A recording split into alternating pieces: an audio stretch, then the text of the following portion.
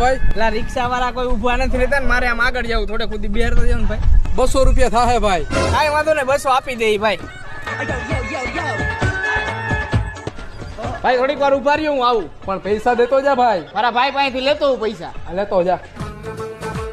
બોલો ને ભાઈ. પેલા 2 ચોકલેટના પેકેટ આપી દો ને ડેરી મિલ્કના.